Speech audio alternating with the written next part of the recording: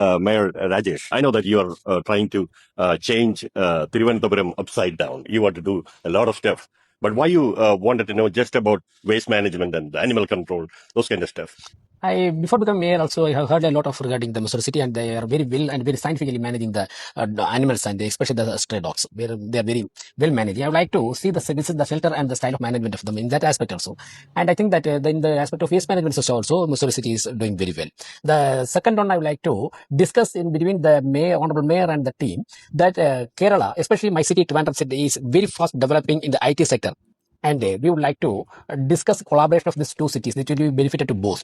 I would like to express my sincere thanks to the entire team of Mussoorie City for arranging such a meeting. Okay. Alrighty. Thank you. Thank you so much. English ആണോ English ഇതൊക്കെ നമ്മുടെ ഇടതുപക്ഷത്തിന് ദഹിക്കുമാവോ അറിയാൻ വയ്യ. എന്തായാലും നമ്മുടെ ശിവൻകുട്ടി സഖാവിന് ഒട്ടും ദഹിക്കാനായിട്ടുള്ള സാധ്യത ഇല്ല എന്നുള്ളത് 100% ഉറപ്പാണ്. കാരണം വി രാജേഷ് അമ്മാതിരി വിടലല്ലേ വിട്ടുകൊണ്ടിരിക്കുന്നതെന്ന് പറയുന്നത്. ഇത് എന്തുട്ടായി കാണിച്ചു കൂട്ടുന്നേ അറിയാൻ പറഞ്ഞിട്ട് ചോദിക്കും, അങ്ങ് അമേരിക്കയിൽ പോയിട്ടാണ് ഇമാതിരിയുള്ള ഡയലോഗൊക്കെ അടിച്ച് വിടുന്നത് വി രാജേഷ്. ഇതൊക്കെ കണ്ടുകൊണ്ട് എങ്ങനെ ഇനിയിപ്പോൾ നമ്മുടെ ശിവൻകുട്ടി സഖാവൊക്കെ സഹിച്ചിരിക്കുമോ എന്നുള്ളതാണ് ഒരു പരിതാപകരമായിട്ടുള്ള കാര്യം എന്ന് പറയുന്നത്. അവർക്കും ഒരു മേയർ ഉണ്ടായിരുന്നു. ആ മേയർ ഇപ്പോൾ എവിടെയാണാവോ എന്തോ. ആ മേയറുടെ വലിയ തോതിലുള്ള ഭരണനേട്ടം കൊണ്ടാണ് ഇപ്പോൾ ഈ പറയുന്ന ഇടതുപക്ഷം ഇപ്പോൾ വളരെ കൂളായിട്ട് പ്രതിപക്ഷമായി മാറുന്ന തരത്തിലോട്ട് കാര്യങ്ങൾ മാറിയത് തന്നെയും. എന്തൊക്കെ പറഞ്ഞാലും സത്യസന്ധമായിട്ട് പറയാലോ, വി രാജേഷ് എന്ന് പറയുന്ന വ്യക്തി എന്തുകൊണ്ടും തിരുവനന്തപുരത്തെ മേയർ ആവാനായിട്ട് യോഗ്യനാണ് എന്നുള്ളത് ഈ ചുരുങ്ങിയ നാളുകൾ കൊണ്ട് തന്നെ അങ്ങേര് തെളിയിച്ച് കഴിഞ്ഞടേ.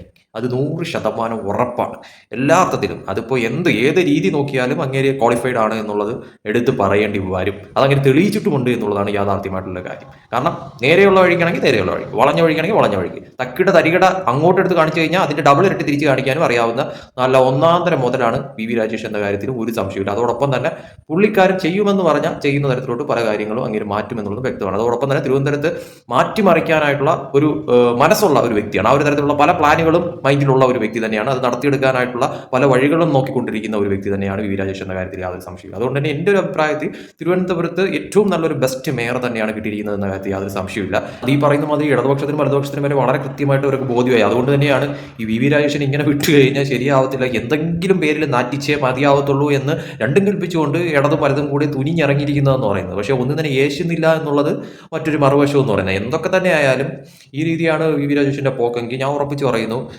BJP പിടിച്ച് താഴെ ഇറക്കുക എന്നത് മാത്രമല്ല, സത്യം പറഞ്ഞാൽ BJP ഭരണം ഇനി അടുത്ത കാലത്തൊന്നും തന്നെ എന്തായാലും തിരുവനന്തപുരം കോർപ്പറേഷനിൽ നിന്ന് മാറ്റാനായിട്ട് ഇടതുപക്ഷത്തിനോ വലതുപക്ഷത്തിനോ സാധിക്കുമെന്ന് എനിക്കൊരിക്കലും തോന്നുന്നില്ല. കാരണം വി രാജേഷിലൂടെ ആ ഒരു നല്ല രീതിയിലുള്ള ഒരു ഗ്രാഫ് ഉയർത്തും തിരുവനന്തപുരത്ത് എന്ന കാര്യത്തിൽ യാതൊരു സംശയമില്ല. അതിലൂടെ തന്നെ കേരളത്തിലൊട്ടാകെ അതൊരു ഇമ്പാക്റ്റ് ഉണ്ടാക്കുന്ന തരത്തിലോട്ട് കാര്യങ്ങൾ മാറുമെന്നുള്ളത് ഏകദേശം ഉറപ്പാണ് ഈ വരുന്ന 5 കൊല്ലം കൊണ്ട് തന്നെ.